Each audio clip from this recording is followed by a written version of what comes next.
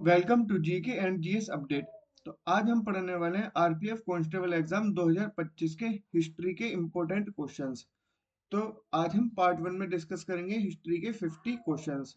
देखिए, हिस्ट्री के 2025 RPF constable exam में कुल 300 क्वेश्चन पूछे गए हैं। तो इसी तरीके से हम 6 पार्ट में 50-50 करके सभी क्वेश्चंस डिस्कस करेंगे। तो आइए चलते हैं अपने क्वेश्चन नंबर वन की तरफ। 1857 के विद्रोह में छोटा नागपुर के सिंहभूम के किस आदिवासी किसान ने कोल आदिवासियों का नेतृत्व किया था? तो कोल आदिवासियों का नेतृत्व किसने किया था? Option number B, Gonu. Question number two, Shri Narayan Guru ने सामाजिक सुधार के कार्यों के प्रवर्तन हेतु डैश में श्री नारायण धर्म परिपालन योगम SNDP की स्थापना की थी? तो SNDP श्री नारायण धर्म परिपालन योगम की स्थापना कब की गई थी? ऑप्शन नंबर डी, 1903 में। क्वेश्चन नंबर थ्री, शाहमल अंग्रेजों के साथ युद्ध में कब मारा गया था? तो शाहमल कब मारा गया था? जुलाई 1857 में। Option number B. चलते हैं नेक्स्ट क्वेश्चन की तरफ। क्वेश्चन नंबर फोर, 1857 के विद्रोह के दौरान निम्नलिखित में से किस घटना के परिणाम स्वरूप भारतीय विद्रोहियों का समूह सामूहिक नरसंहार हुआ था? तो किस घटना के परिणाम स्वरूप हुआ था 1857 के विद्रोह के दौरान? तो दिल्ली पर कब्जा। जब दिल्ली पर कब्जा किया था 1857 के विद्रोह के दौरान, तब सामूहिक नरसंहार हुआ था। क्वेश्चन नंबर फाइव, अवध सैन्य पुलिस के उस कैप्टन का नाम क्या था जिसे 1857 के विद्रोह के दौरान उसके भारतीय अधीनस्थों द्वारा सुरक्षा प्रदान की गई थी? तो अवध सैन्य पुलिस के उस कैप्टन का नाम था कैप्टन हरसे। ऑप्शन नंबर ए।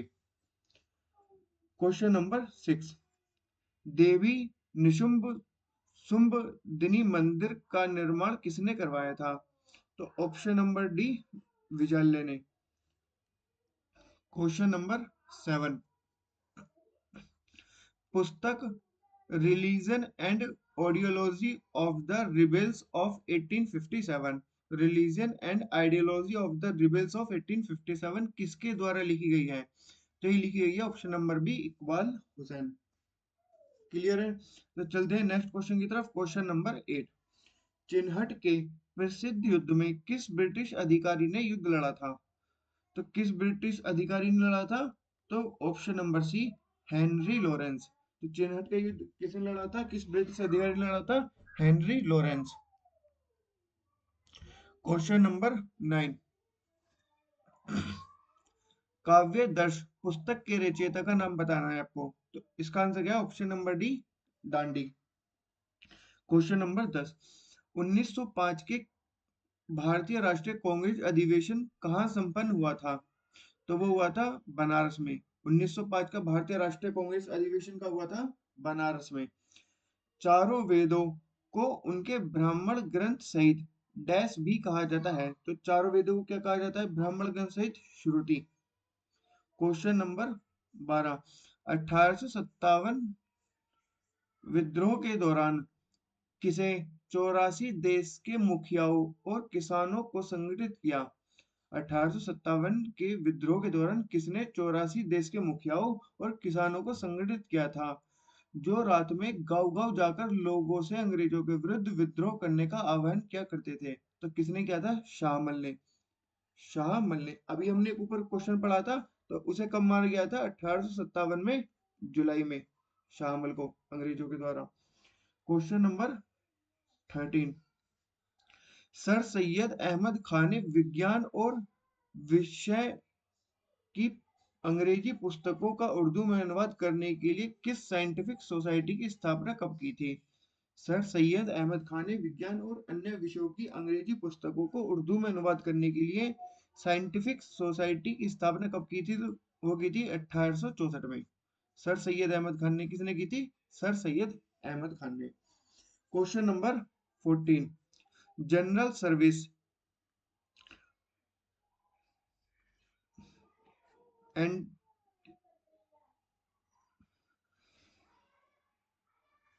जनरल सर्विस एनलिस्टमेंट एक्ट निम्नलिखित में से किस वर्ष पारित किया गया था? तो वो किया गया था 1856 में। जनरल सर्विस एनलिस्टमेंट एक्ट कब पारित किया गया था? 1856 में। क्वेश्चन नंबर 15, ज्योतिबा फूले ने किस वर्ष लड़कियों के लिए एक स्कूल खोला था जो देश में लड़कियों का पहला स्कूल था?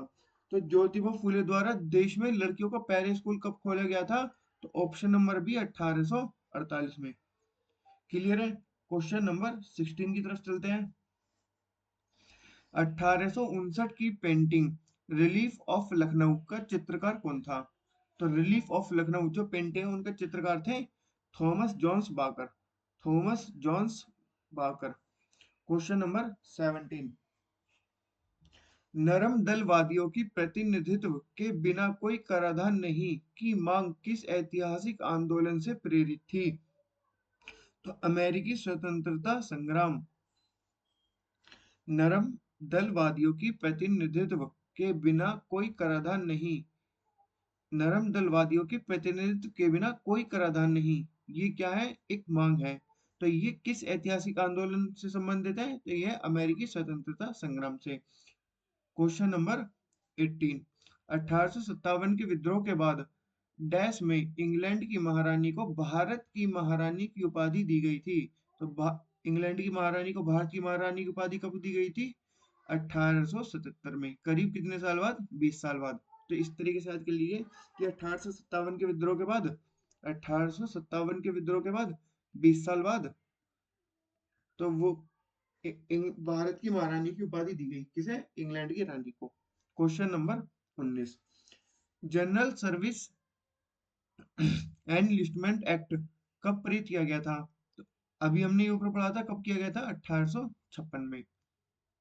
क्वेश्चन नंबर 20, बंकिम चंद्र चट्टोपाध्याय ने मातृभूमि के लिए एक स्तुति गीत के रूप में वंदे मातरम किस कालावधि में लिखा था? तो बंकिम चंद्र चट्टोपाध्याय ने मातृभूमि के लिए एक स्तुति गीत कब लिखा था? 1870 से 1880 के कालावधि में लिखा था। सही है। अशोक के पुत्र का नाम क्या था? अशोक के पोते का नाम बताना है आपको। तो वो क्या था? दशरथ मौर्य। सही है। और यही मौर्य साम्राज्य का अंतिम शासक था, दशरथ मौर्य। सही है। क्वेश्चन नंबर 22, 1857 के विद्रोह के दमन के दौरान दिल्ली पर अंग्रेजों द्वारा कब्जा किस दिन किया गया था? तो दिल्ली पर अंग्रेजों ने कब्जा कब किया था? 21 सितंबर को। Option number D. नाट्यशास्त्र में भारत मुनि के अनुसार धनवाद्य को डैश के नाम से भी जाना जाता है। देखिए, नाट्य शास्त्र की रचना किसने की थी? भरत मुनि ने। भरत मुनि के अनुसार धनवाद्य को क्या कहा जाता है? जिसे कहा जाता है सॉलिड। इन्हें क्या कहा जाता है? सॉलिड। 1857 में चिनहट का युद्ध कहाँ लड़ा गया था? तो लखनऊ के पास। चिनहट का युद्ध कहाँ लड़ा गया था? लखनऊ के पास। 1857 का। मौर्य काल के दौरान निम्नलिखित में से किस अधिकारी को आक्राध्यक्ष के नाम से जाना जाता था? तो आक्राध्यक्ष किसे कहा जाता है? खानों का अधीक्षक। जो खानों के अधीक्षक होते थे उन्हें क्या बोला जाता था? आक्राध्यक्ष। क्लियर है? क्वेश्चन नंबर 26, स्वामी दयानंद सरस्वती की मृत्यु के पश्चात उनके अनुयायियों ने किस शहर में दयानंद एंग्लो वैदिक स्कूल की स्थापना की थी? तो स्वामी दयानंद सरस्वती की मृत्यु के पश्चात लाहौर में। Option number B. लाहौर में दयानंद एंग्लो वैदिक स्कूल की स्थापना की गई थी। किसमें? लाहौर में। Option number B. अशोक के शासन के दौरान गुप्त साम्राज्य की राजधानी कहाँ थी? तो गुप्त साम्राज्य की राजधानी कहाँ थी? उज्जैन में। क्वेश्चन नंबर 28, गोरखपुर से 1857 के विद्रोह का नेतृत्व किसने किया था? तो गोरखपुर से किसने किया था 1857 का? मोहम्मद हसन ने। मोहम्मद हसन ने। क्वेश्चन नंबर 29, तुलसीदास द्वारा रचित महाकाव्य रामचरितमानस में सुंदर कांड के बाद कौन सा कांड आता है? तो सुंदर कांड के बाद आता है ऑप्शन नंबर डी, लंका कांड। क्वेश्चन नंबर 30, सिंधु घाटी सभ्यता के किस स्थल से एक बर्तन पर बनी डिजाइन मिली है जो एक ऐसे प्यासे कुएं की कथा का वर्णन करती है जो बर्तन के तल पर एकत्रित जल पीने के लिए एक चतुराई युक्त तरीका अपनाता है? तो ऐसी कहाँ पर मिली है? लोथल में। लोथल में। तो ऐसा एक बर्तन पर डिजाइन कहाँ मिली है? लोथल में। क्वेश्चन नंबर 31, 1857 के प्रथम स्वतंत्रता संग्राम के दौरान नाना साहिब की विद्रोही सेना को पराजित करने वाले ब्रिटिश अधिकारियों में से कौन था? तो नाना साहिब की विद्रोही सेना को किसने पराजित किया था? Major general Havelock. Option number A, major general Havelock. Question number 32, संहिताएं प्रत्येक वेद के डैश खंड भाग को निरूपित करती हैं जिसमें मंत्रों का संकलन शामिल होता है। तो संहिताएं प्रत्येक वेद के प्रथम खंड भाग को निरूपित करती हैं। संहिताएं किस जगह कहाँ होती है? प्रथम खंड या प्रथम भाग में होती है, जहां पर मंत्रों का संकलन शामिल होता है प्रत्येक वेद में। 1857 के विद्रोह से संबंधित रिलीफ ऑफ लखनऊ चित्र निम्नलिखित में से किसने चित्रित किया था? तो रिलीफ ऑफ लखनऊ चित्र किसने किया था? Thomas Jones Barker. ये अभी ऊपर भी आए थे question. Option number C, Thomas Jones Barker. Question number 34, Farrukhabad शहर में 1857 के विद्रोह का नेतृत्व किसने किया था? तो फर्रुखाबाद में किसने किया था? तफ तफल्लुज हुसैन खान, तफज्जुल हुसैन खान ने किया था 1857 के फर्रुखाबाद शहर में नेतृत्व। महात्मा गांधी ने किस दिन को अपमान और प्रार्थना, ह्यूमिलेशन एंड प्रेयर के रूप में चिन्हित किया गया था? तो महात्मा गांधी ने किसे किया था? 6 अप्रैल 1919 अपमान और प्रार्थना के रूप में चिन्हित किया था, 6 अप्रैल 1919 को।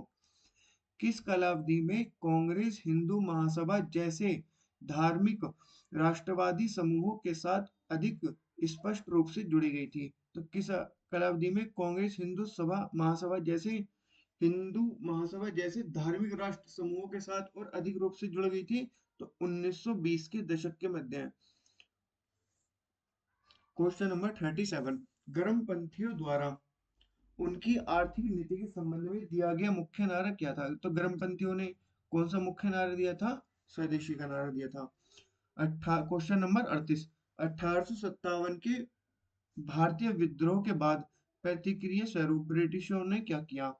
1857 के भारतीय विद्रोह के प्रतिक्रिया स्वरूप ब्रिटिशों ने क्या किया?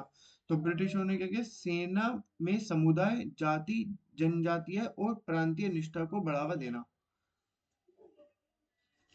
अब क्वेश्चन नंबर 39, कुल्लू से 1857 के विद्रोह के लीडर कौन थे? कुल्लू से कौन थे? राजा प्रताप सिंह। क्वेश्चन नंबर 40, दक्षिण भारत के चोल राजवंश की शासन की कालावधि क्या थी? दक्षिण भारत में चोल राजवंश की बतानी है आपको। टाइम पीरियड क्या था? तो वो था 9वीं शताब्दी से 13वीं शताब्दी ईस्वी। ठीक है, 9वीं से 13वीं शताब्दी ईस्वी। क्वेश्चन नंबर 41, उत्तर प्रदेश के वर्तमान रामपुर जिले के निम्नलिखित में से किस भारतीय मुसलमानों को असहयोग आंदोलन में सम्मिलित करने की महत्वपूर्ण भूमिका निभाई थी? तो किसने निभाई थी? शौकत अली ने। शौकत अली ने। ऑप्शन नंबर सी, भारत के 19वीं शताब्दी के हिंदू संत रामकृष्ण परमहंस जो जटिल आध्यात्मिक शिक्षाओं को सरल बनाने के लिए प्रसिद्ध थे, उनका जन्म बंगाल के किस जिले में हुआ था? तो बंगाल के कहाँ हुआ था? हुगली में। तो रामकृष्ण परमहंस का जन्म कहाँ हुआ था? पश्चिमी बंगाल के हुगली जिले में। क्वेश्चन नंबर 43, निम्नलिखित में से भारतीय राष्ट्रीय कांग्रेस की स्थापना में कौन शामिल नहीं था? तो कौन शामिल नहीं था? बाल गंगाधर तिलक। देखिए, नारायण मूर्ति, एमजी रानाडे थे, दादा भाई नौरोजी थे और केटी तेलंग थे, लेकिन कौन शामिल नहीं था? Bal Gangadhar Tilak. Option number B. Clear है?